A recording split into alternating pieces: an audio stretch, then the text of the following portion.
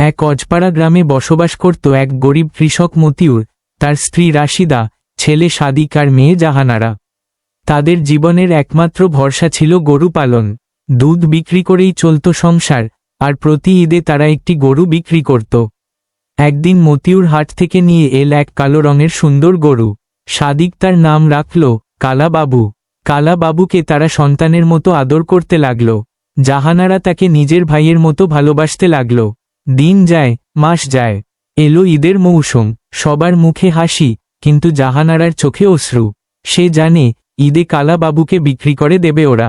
সে কাঁদতে কাঁদতে বাবাকে বলল, আব্বা, কালা বাবুকে বিক্রি কইরো না প্লিজ। মতিউরের বুক কাঁপে, কিন্তু মনে পড়ে সংসারের দেনা, ছেলে মেয়ের ঈদের জামা। কি করবে সে? হাটের দিন ভোরে মতিউর আর সাদিক কালা বাবুকে নিয়ে রওনা দিল হাটে।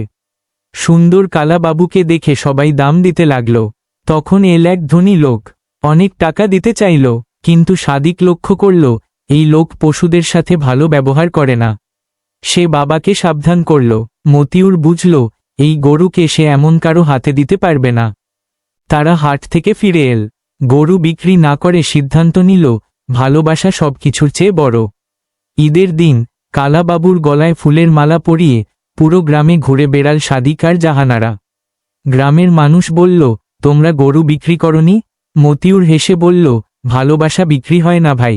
একজন বুড়ো মাস্টার মিয়া এসে বলল, এই ভালোবাসার মাঝেই আছে জীবনের আসল ঈদ। কালা বাবু এখন পরিবারের একজন সদস্য। তার দুধ বিক্রি করে চলে সংসার। ঋণও মিটে যায়, সুখও আসে ধীরে ধীরে। ভালোবাসা, একতা আর সাহস, এই তিনেই গড়ে ওঠে সত্যিকারের সুখী পরিবার।